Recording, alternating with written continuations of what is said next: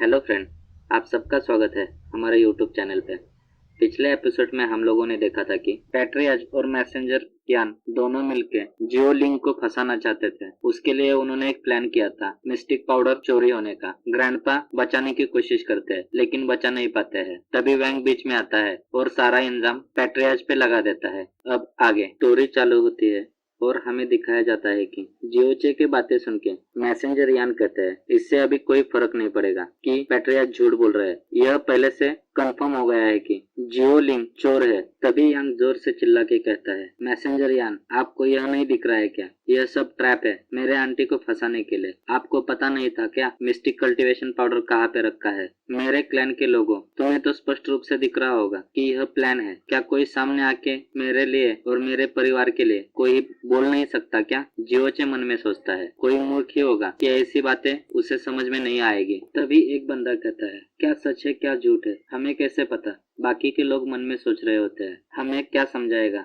कि हम लोगों को क्या करना चाहिए? तभी दूसरा कहता है, मास्टर यान ने कहा है कि उसने क्राइम कन्फेस किया है तो उसे सजा मिलनी चाहिए। तभी मैसेंजर यान कहते हैं, क्या जोक कर रहे हो? इस कचरे को उठा के बाहर डाल दो। इसने एक दोषी को बचाने की कोशिश की, इसके लिए। इतना सुनते ही पैट्रियाज अटैक करने के लिए बढ़ते हैं, अपनी पूरी पावर हाथ में इकट्ठा करते हैं और जियोचे के तरफ बढ़ जाता है। जियोचे सोचता है, अब मैं नहीं बचूंगा, शायद मैं यहाँ पे मारा जाऊंगा। तभी अचानक एक हाथ आ जाता है उन दोनों के बीच में और वह पैट्रियाज को मुंह के बल पीछे खींच लेता है और जियोचे को बचा लेता है। तभी जियोचे को पता चल जाता है कि वह तो ग्रैंडपा है। ग्रैंडपा आगे बढ़ के पैट्रियाज को उठा के जोरदार फेंक देते हैं। पैट्रियाज उड़ते हुए जाके एल्डर के ऊपर गिर जाता है। पैट्रियाज के साथ साथ में ही दोनों एल्डर जमीन पे गिर जाते हैं। ग्रैंडपा की इस तरह की ताकत देख के सभी लोग शॉक हो जाते हैं और एक दूसरे से कहने लगते हैं, इन्होंने एक ही टाइम पे तीनों एल्डर को हरा दिया, इनकी ताकत तो बहुत ही ज्यादा है।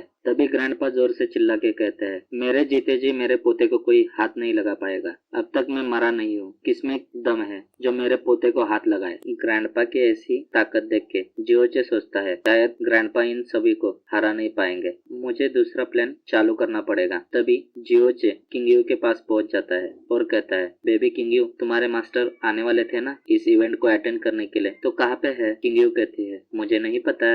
जियोचे कहता है, लेकिन तुमने ही कल कहा था कि तुम्हारे मास्टर इस इवेंट को अटेंड जरूर करेंगे, तुमने उन्हें कहाँ छुपाया है? किंगयू कहती है, नहीं नहीं, मेरे को सच्ची में नहीं पता। किंगयू की यह बातें सुन के जियोचे शॉक हो जाता है और कहता है, अब मैं नहीं बचूंगा, शायद मैं आज यहाँ पे मर जाऊंगा। फिफ्थ एल्डर, तुम क्या कहना चाहते हो इस तरह की हरकतें करके? क्या तुम सेक्ट के खिलाफ जाना चाहते हो? ग्रैंडपा कहते हैं, मतलब कि फिफ्थ एल्डर, मैं जियोलिंग और जियोचे को बचाना चाहता हूँ क्योंकि इन दोनों ने वह क्राइम किया नहीं है, इसके वजह से, और मैं सेट के खिलाफ क्यों जाऊंगा? तभी एल्डर कहते हैं, क्या हम लोग भरोसा रखेंगे कि जियोलिंग तुम्हारी बेटी है? क्या हमें पता नहीं है क्या? फिफ्थ एल्डर कहते हैं, मैं हमेशा सच का साथ देता हूँ, इन दोनों ने कोई गुनाह नहीं किया है, इस वजह से मैं उनके साथ ही खड़ा रहूंगा। तभी पीछे से लैंग हंसते हुए कहते हैं, तुम श्योर हो कि यह दोनों तुम्हारे ही बच्चे हैं? क्या इनके अंदर तुम्हारे बेटे का ही खून दौड़ रहा है? फिफ्थ एल्डर गुस्से में कहते हैं, तुम क्या कहना चाहते हो? लैंग कहता है,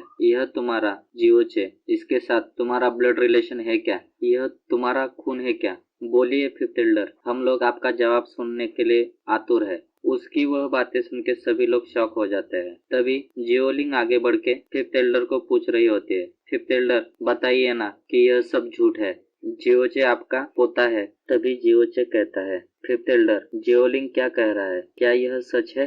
फिफ्थ एल्डर कहते हैं, यह सच है कि तुम्हारे अंदर मेरा खून नहीं है, लेकिन मैंने तुम्हें कभी अपने पोते से कम नहीं समझा है। फिफ्थ एल्डर कहते हैं, आप पिछले 16 वर्षों से इस कमीने को यहाँ पे पाल पोस के बड़ा कर रहे थे और आप यह सोच रहे थे कि आपके मरने के बाद हम लोग इस कमीने को जिंदगी भर पाल पोस के बड़ा करें। तभी लैंग कहता है, मुझे पता है हमारे सेट का इस तरह का कचरा ब्लड नहीं होगा, यह किसी गंदी नाली का कीड़ा होगा। तभी मैसेंजर यान कहते हैं, आप लोगों ने सुना ना, इस कचरे को उठा के बाहर फेंक दो। जियोचे कहता है, इसकी कोई जरूरत नहीं है, मैं अपने खुद के दम पे यह सेट तोड़ के बाहर चला जाता हूँ। और नीचे बैठ के कहता है, ग्रैंडपा, जब तक मेरी सांसें चलेंगी तब तक आप ही मेरे ग्रैंडपा रहोगे।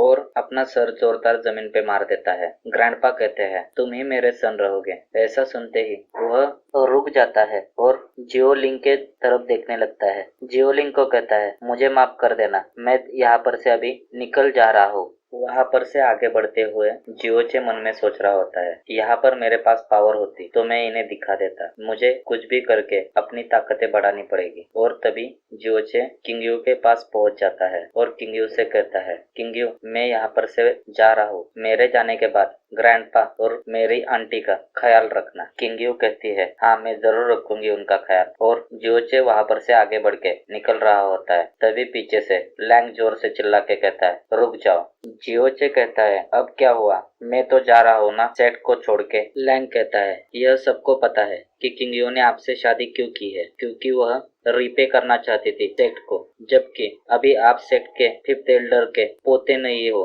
तो आपको उससे शादी करने का कोई हक नहीं है। उसकी बातें सुन के सभी लोग उसमें हाँ कह के हामी भर देते हैं और कहने लगते हैं, लैंग सही बोल रहा है। तभी पैट्रियज कहते हैं, मैरिज के डॉक्यूमेंट हमें दे दो। एल्डर कहते हैं, हाँ हाँ तुम्हें मैरिज के डॉक्यूमेंट देने ही पड़ेंगे, आगे क्या होगा, जियोचे डॉक्यूमेंट देगा क्या। इसी सस्पेंस के साथ हमारा यह एपिसोड यहाँ पे खत्म हो जाता है। अगर आपको हमारा एक्सप्लेनेशन अच्छा लगे तो चैनल को लाइक करें, सब्सक्राइब करें। Thank you for watching this video.